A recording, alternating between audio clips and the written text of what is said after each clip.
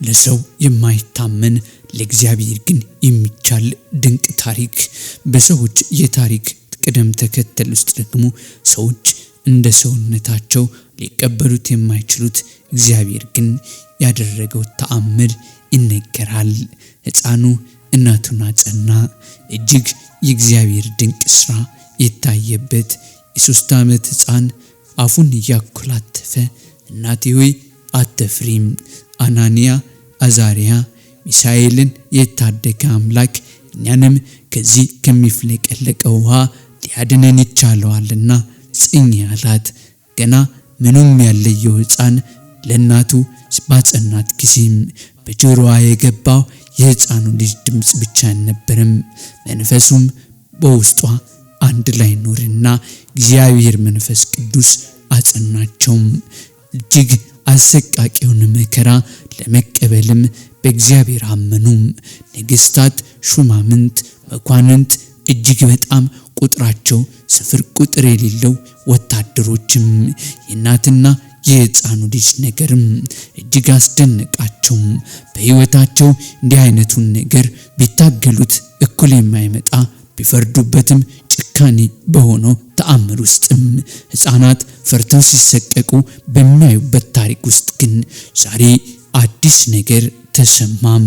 እግዚአብሔር ተአምሩን ሊገልጽ ሀብሎ ሲጀምርም ሕፃኑ ቅዱስ ቂርቆስና እናቱ ቅድስት ኢየሉጣም ቅዱስ ገብርኤልን ያስተሳሰረ ታሪክ እንዲህ ይጀምራል። እንኳን ለመልአኩ ለቅዱስ ገብርኤል ዓመታዊ በዓል በሰላምና በጤና አደረሰን አደረሳችሁ። የመልአኩ ድንቅ ስራ፣ የሰማዕታቱ ጽናት፣ የክፉዎች ጭካኔ፣ የእግዚአብሔር ድንቅ ተአምርን ነው እንላለን። አብራቸውን ቆዩም።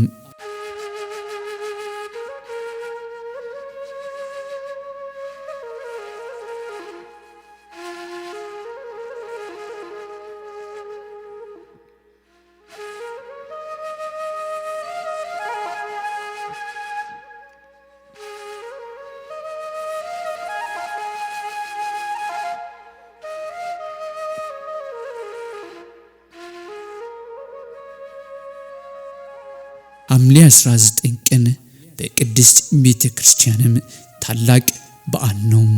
ቅድስት ቤተክርስቲያናችን የምታከብረውም የቅዱሳን ታሪክ በስንክሳር እንደተመዘገበው እንዲህ ነው የሚተረከው።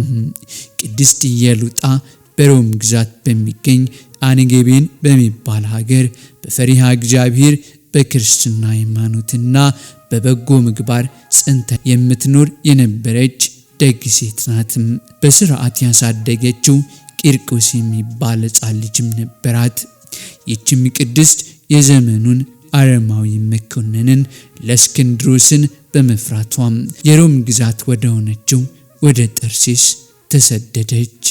መኮንኑም እነዚህን ቅዱሳን አይቶም ደምግባታቸው ያማረ፣ አነጋገራቸው የቀና፣ እጅግ መልከ መልካም ነበረችና ከነዚያም መካከልም ንጉሱ የራሱ ያደርጋት ዘንድ ደንግባቷን አይቶ የሥጋ ፍላጎቱ ጸንቶበት፣ እንደዚሁም ደግሞም ላቆመው ጣዖት ሰዎች ሁሉ ሲሰግዱ አይቶ መልኳ የአማልክት የሚመስለው ልጇ ደግሞ እጅግ የሚያምረው ለጣዖት ሲሰግዱ በማሳይበት ጊዜ ሕዝብ ሁሉ ያከብረኛል፣ ለኔም ይገዛልኛል። አማልክቶቼ እኒህን አማልክት የሚመስሉ ሰዎች ሲገዙ ባሳይ እጅጉን የበረታ ክብር አገኛለሁ ብሎ አሰበና ጽኑ ስቃይ ያሰቃያቸው ዘንድም ከዚህ መጀመሪያ ሆነ። መኮንኑም እርሱ ከሚገኝበት ሀገር ገብቶ ክርስቲያኖች እያሳደደ መግደል የጀመረበት ወይም ክርስቲያኖችም እግዚአብሔርን ስም መጥራት ክርስቶስን መግለጥ የማይቻልበት አዋጅ ወጥቶ የሚገደሉበት ዘመን ነበረ። የንጉሱ ወታደሮችም እግዚአብሔርን እንዲክዱ ለጣዖታት እንዲሰግዱ ቅድስት ኢየሉጣንና ቅዱስ ቂርቆስን አስፈራሯቸው። ቅዱሳኑ ግን ሃይማኖታቸውን ለመለወጥ ፈቃደኛ አልሆኑም ነበር። በዚህም መኮንኑ እጅግ ተበሳጭቶ በዓይንና በአፍንጫቸው ውስጥ ጨውና ሰናፍጭ በመጨመር በጋሉ የብረት ችንካሮች በመቸንከርና መላ ሰውነታቸውን በመበሳሳት በብዙ አይነት መሳሪያ አሰቃያቸው። እግዚአብሔርም የጋሉ ብረቶችን እንደ ውሃ ያቀዘቅዝላቸው ጀመረም። ሕፃኑ አስቀድሞ በልቦናው ያጸናው መንፈስ ቅዱስ ኖ በተግባር ሲያጸናቸው እግዚአብሔርን አመሰገኑ።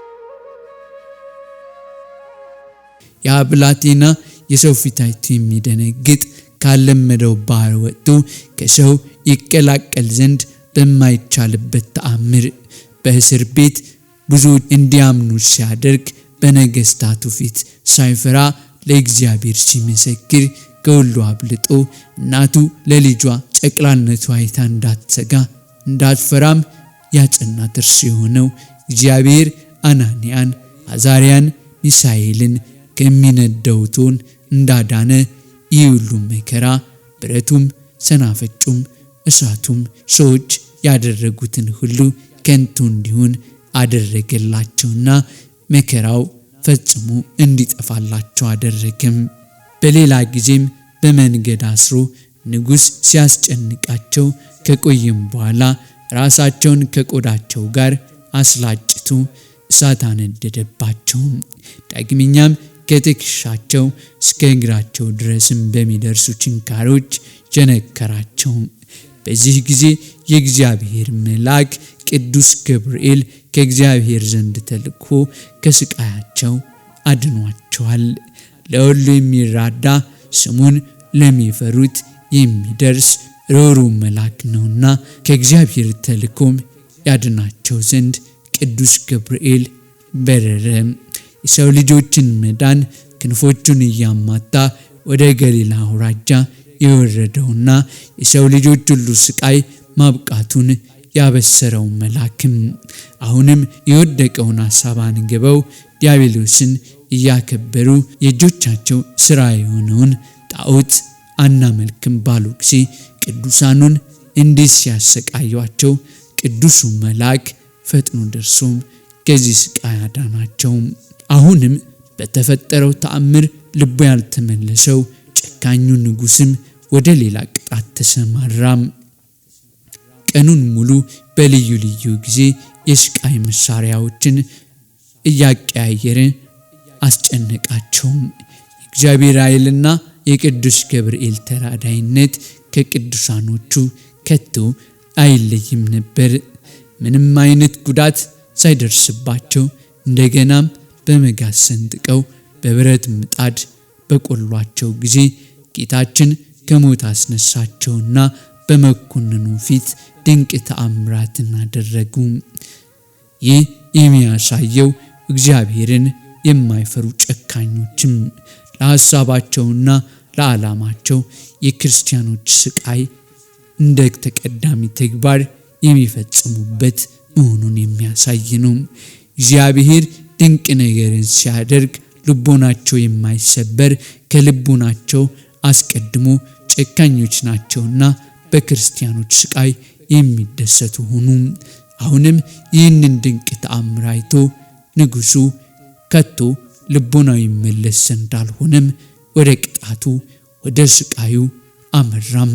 ከተአምራቱም መካከል ቅዱሱ ሕፃን ቂርቆስም የመኮንኑን ጫማ በጸሎት ወደ በሬነት እንዲቀየር ማድረጉ መኮንኑም በተአምራቱ ተቆጥቶ የቅዱስ ቂርቆስን ምላስ አስቆርጦታል። ይህን አይቶ ይፈራ ይራራ ዘንድ የሕፃኑን ዓይን አይቶ ይመለስ ዘንድ አላደረገውምና ቅዱሱ ሕፃን ጸሎቱና ትምክህቱ እግዚአብሔርን መጥራቱ በውስጡ ያደረው ጋኔን ነገስታቱን ሁሉ ያበሳጭ ነበርና የቅዱሱ ምላስ በሰይፍ እንዲቆረጥ አደረገ።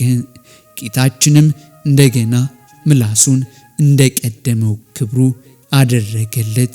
ሰው በገዛ ምኞቱ ካልተፈተነ እግዚአብሔርን ይዞ ስለ ስሙ በመሰከረ ጊዜ የሚደርሰውን ጽዋት ወመከራ ሁሉ ያቀል ዘንድ የታመነ ነውና እግዚአብሔር የቅዱሱን ሕፃን አንደበት ወደ ነበረበት መለሰው። ዳግመኛም በፈላ የጋን ውሃ ውስጥም ቅዱሳኑን ቂርቆስንና ኢየሉጣን ሊጨምሯቸው ሲሉም ቅድስት ኢየሉጣ እጅጉን ፈራች። ፍርሃቷም እኔስ ይህንን መከራ ብቀበል አምላኬ ነፍሴን ይቀበላል፣ የሕፃን ግን ብቻውን ከቀረ የሚያሳድገው ማን ይሆን? ሞት ፊት ለፊት ሲመጣ ጭካኔዎች ሲበረቱ የሚያስደነግጥ ቢሆንም ስለ ሁለት ነገር ፈራች። ስለ ቅዱሱ ሕፃን ማን ያሳድጓል? እኔስ ብሞት ዓይኖቼ እያየ እርሱን ቀድመው ከገደሉት መዓቱ እጅግ ያሰቅቀኛልና የሚልም ነበረ። አሁንም ይህንን ነገር በልቡናው የተመለከተው ቅዱሱ ሕፃን ዓይኖቹን ወደ እናቱ አቀናና የሞተን ከሚቀሰቅስ በጆሮ ሲገባ ሰላምን ሐሴትን በሚሰጥ ሕፃን አንደበቱ እናቱን እንዲህ አላት፣ እናቴ ሆይ አትፍሪም። አናንያ አዛርያና ሚሳኤልን ከእሳት ነበልባል ያዳናቸው እግዚአብሔር እኛንም ከፈላ ውሃ ያድነናል እያለ ያረጋጋት፣ ይደባብሳት፣ ያጽናናት ጀመር። እንድትጸናም ወደ እግዚአብሔር ይጸልይላትም ጀመር። ከዚህም በኋላ እርሷም ጸናች፣ የእግዚአብሔር መንፈስም አጨክናት። ወደ ጋኑ ውስጥም ገቡም። ይህ ስለ እግዚአብሔር የተደረገ በጎ ፈቃዷ ነውና እርሷና ሕፃኑ ወደ እሳቱ ሲገቡ እግዚአብሔር ደግሞ ሌላ ተአምር አደረገም።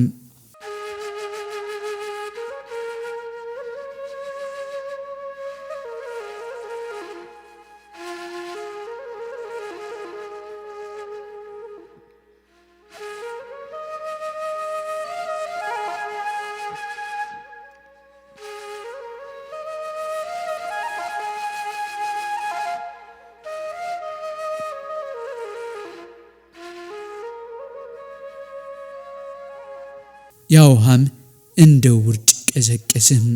ዳግመኛም ወታደሮች መንኮራኩር ባለበት የብረት ምጣድ ውስጥ ማስገብተው ስጋቸው እስኪቆራረጥ ድረስ በጎተቷቸው ጊዜ ቅዱስ ገብርኤል ዳግም አዳናቸው።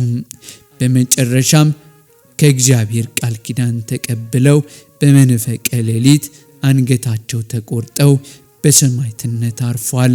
እስከ ሞት ድረስ የታመኑለት አምላክም ከነርሱ ጋር ሆኖ በአሕዛብ መካከል የነርሱን ክብር ገለጠም። የእግዚአብሔር መልአክ በሚፈሩት ስፍራ ይሰፍራል ያድናቸውማል ብሎ ቅዱስ ዳዊት አስቀድሞ በትንቢቱ እንደዘመረው ስጋን ብቻ መግደል የሚቻላቸው ነፍስን ግን ማጥፋት ለማይቻላቸው ነገሥታት የእግዚአብሔርን ክብር ገለጡም።